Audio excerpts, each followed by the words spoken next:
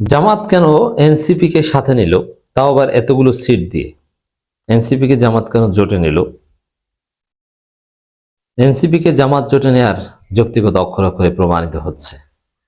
বাংলাদেশের রাজনীতির ভবিষ্যৎ আসলে এনসিপির হাতে। গতি প্রকৃতি ঠিক করে দিচ্ছে তারা। দর্শক, জামাতের মধ্যে এই প্রশ্ন জোরালো, বিশেষ করে যারা মাঠ পর্যায়ে সংগঠন করেন, দিন রাত পরিশ্রম করেন, যারা আমাদের সাথে যোগাযোগ করতে সক্ষম, তারা অনেকেই বা সিংহভাগ উদ্বেগ প্রকাশ করেন যে ভাই, কাজটা হলো যে এনসিপি কে নিয়েছে 4-5টা সিট দিবে, 30টা সিট দিল, অনেক সম্ভাবনাময় আসন ছেড়ে দিল, এত সিট দিয়ে ওদের রাখা কি ঠিক হলো?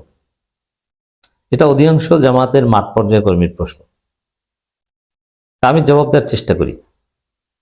প্রথমে বলতে চাই যে এতগুলো সিট দেওয়া ঠিক হলো কি হলো না, এটা কেন্দ্রীয় জামাত কি বুঝে নাই? তারা কি একদম আবেগী? দেখেন, আমি আবার ওই কথা বলি না। অনেকে বলেন যে সংগঠন বুঝে শুনে সিদ্ধান্ত নিয়েছে। সংগঠন কি বুঝে না? না, সংগঠন বুঝে শুনে ভুল করতে পারে, অতএব এই প্রশ্ন করাটা যৌক্তিক। কিন্তু সংগঠন যে একদম বুঝে নাই বা এনসিপি কে এতগুলো সিট দেওয়া ঠিক হবে কি হবে না, এটা আমাদের পরাজয়ের কারণ হতে পারে, এই বিষয়টা তারা বিবেচনা নিয়েছিল। তারা আপনার চাইতে ভালো জানতো যে এই আসনটা ছাড়া ঠিক হয়নি। এখানে এনসিপির প্রার্থীকে কেউ চেনে না, জামাত প্রার্থী বিজয়ের কাছাকাছি, তারপরও এনসিপি কে ছেড়ে দিতে হচ্ছে। গোছানো মাঠ, সাজানো বাজানো, মানে বাসর, আপনার নিজের জন্য বাসর সাজিয়েছেন, তা শেষে কবুল বলার আগে আরেকজনে কবুল বলে ওই বাসরে ঢুকে গেছে। কেমন কষ্ট লাগে বুঝেন? এইটাকে জামাতের লোকজন এইরকম কষ্ট লাগছে। আমি এত কষ্ট করে সবকিছু সাজালাম, খরচ টরচ সব আমার, এখন এসে আরেকজনকে সেখানে দিয়ে আসতে হয়, আমার পছন্দের নারী। এটা যারা প্রেম করেন বা অল্প বয়স বিশ্ববিদ্যালয়ে পড়াশোনা করেন, তারা অনুভূতিটা ভালো বুঝবেন।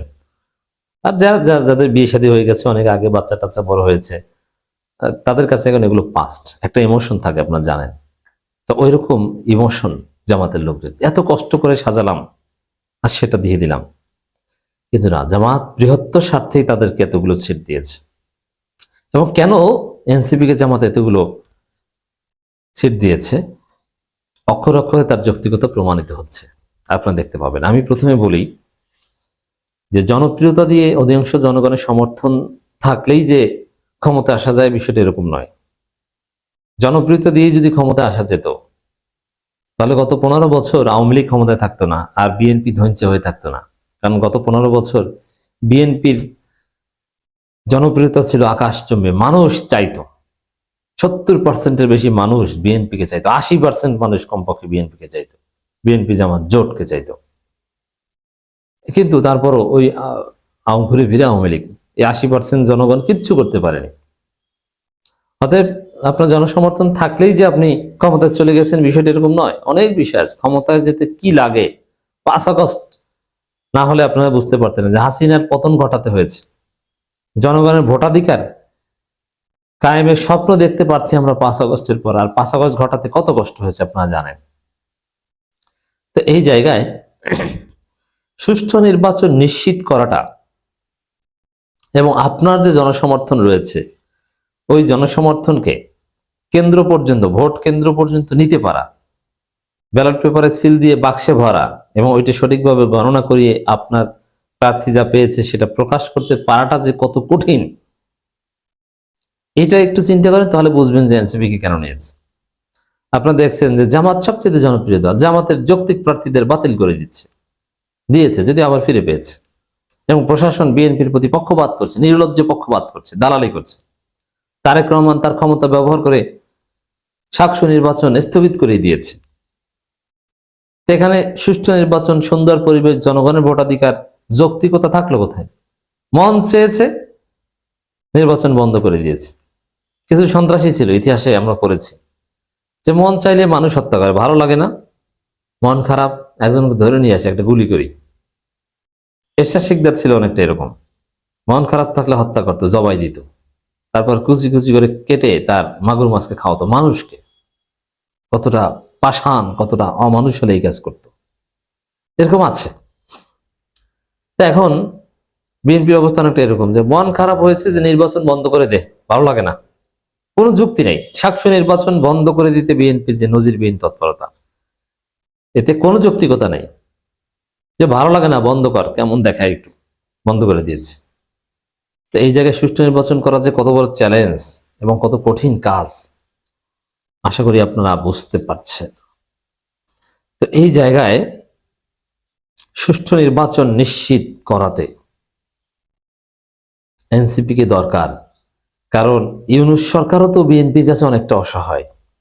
প্রশাসন বিএনপির দালাল, প্রশাসন শুনে তারেকের কথা, ইউনূসের কথা নয়। ডিপ স্টেট শুনে তারেকের কথা, গোয়েন্দা সংস্থারা বৈঠক করে এসে তারেক রহমানের সাথে। তো এখানে আপনি পরিবেশ নিশ্চিত করবেন কিভাবে? এনসিপি কে লাগবে। এনসিপি বলবে একদম সমান সুযোগ সুবিধা নিশ্চিত করতে হবে, লেভেল প্লেইং ফিল্ড নিশ্চিত করতে হবে, নইলে নির্বাচন হবে না, নইলে আমরা নির্বাচন করব না, এইটা করতে হবে, নইলে এটা হবে না। এবং এনসিপির মাধ্যমেই সুষ্ঠু নির্বাচন নিশ্চিত করাতে হবে। জামাত চিল্লাচিল্লি করলেও অনেক ক্ষেত্রে জামাতের বাংলাদেশে লিমিটেশনস আছে, ক্ষমতায় আসার আগ পর্যন্ত ওই সীমাবদ্ধতা দূর হবে না। আর এনসিপি বললে এর একটা আলাদা তাৎপর্য অবশ্যই আছে, কারণ তারা তাদের কারণে আজকে আমরা এই নির্বাচন করতে পারছি। অতএব তাদের একটা আলাদা জায়গা আছে। এরপরে সাপোজ যদি নির্বাচন সুষ্ঠু নাই হয়, কারণ নির্বাচনে কিভাবে কি কারচুপি হবে কি এটা তো আগে বোঝা মুশকিল। শেষ পর্যন্ত যদি আমরা দেখি যে না, নির্বাচনে কারচুপি হয়েছে, একটা ভয়ানক কারচুপি নির্বাচন হয়ে গেছে, হয়ে যাওয়ার পর কারচুপি নির্বাচন হয়ে যাওয়ার পরও একমাত্র এনসিপির মাধ্যমে নির্বাচন বাতিল করানো সম্ভব। লোক সাপ্লাই দিবে জামাত, কিন্তু ঘটনা ঘটাবে এনসিপি। অতএব জামাতের যে জনপ্রিয়তা আছে, সেই জনপ্রিয়তার মাধ্যমে ক্ষমতা আসতে হলেই এনসিপি কে লাগবে, শুধু জামাতের পক্ষে সম্ভব হতো না। হ্যাঁ, বাংলাদেশ যখন একটা প্রাতিষ্ঠানিক রূপ লাভ করবে, গণতন্ত্র, সবকিছুতে একটা সিস্টেম গড়ে উঠবে, ভারতের মতো কিংবা ইউরোপ আমেরিকার মতো, সে চিন্তার কিছু নেই, জনগণ যাকে ভোট দিবে সে ক্ষমতা আসবে, এই নিশ্চয়তা যখন থাকবে। বাংলাদেশ এরকম হলে, বা বাংলাদেশ যদি ইউরোপ আমেরিকা হতো, তাহলে এনসিপি কে সাথে নেয়ার এটা আমরা সমর্থনই করতাম না। দেখেন, এনসিপি জামাত জোট ঘুরে ফিরে হবে, এই কথা আমি বলতেছি কিন্তু অনেক আগে থেকে। আপনার যারা আমার নিয়মিত দর্শক, আপনারা জানেন যে ঘুরে ফিরে, আমি এই ধরনের শব্দ ব্যবহার করি, যে ঘুরে ফিরে শেষের দিকে এসে এনসিপি জামাত জোট হবে। যতই বিরোধিতা করুক না কেন, জোট জামাত এনসিপি হবে। হয়েছে। কেন হবে? এরকম অনেক অ্যানালজি দেখিয়েছিলাম যে আসলে বিএনপি হচ্ছে জুলাই বিরোধী শক্তি, বিএনপি সংস্কার বিরোধী, আর এটা হচ্ছে এনসিপির একদম বিপরীত অবস্থা। সেই জায়গায় এনসিপি যতই জামাতকে যাই বলুক, ঘুরে ফিরে তারা জোটে আসতে বাধ্য হবে। এখন সুষ্ঠু নির্বাচন নিয়ে শঙ্কা প্রকাশ করছে আসিফ মাহমুদ। তারা বলছে যে আমরা যে কোনো সময় যে কোনো সিদ্ধান্ত নিতে পারি। নাহিদ ইসলাম বলছেন এইসব পাতার নির্বাচন হতে দিব না, 91-র মতো মোটামুটি সুষ্ঠু নির্বাচন করব। নানান হুঙ্কার গর্জন দিচ্ছেন, যার সার কথা হচ্ছে যে জামাতের জনপ্রিয়তাটা সুষ্ঠুভাবে ভোটের হিসাব নিকাশে রিফ্লেকশন হবে, এই পরিবেশ তৈরিতে মুখ্য ভূমিকা পালন করছে এখন এনসিপি। এনসিপির কারণে ইউনূস বাধ্য হবে সুষ্ঠু নির্বাচনে ইউনূসের সর্বশক্তি প্রয়োগ করতে। নির্বাচন কমিশন ভয় আছে যে এনসিপি কখন কি না কি করে। এনসিপি কে সাথে নিয়েছে এই কারণে, এই জিনিসটা বুঝতে হবে।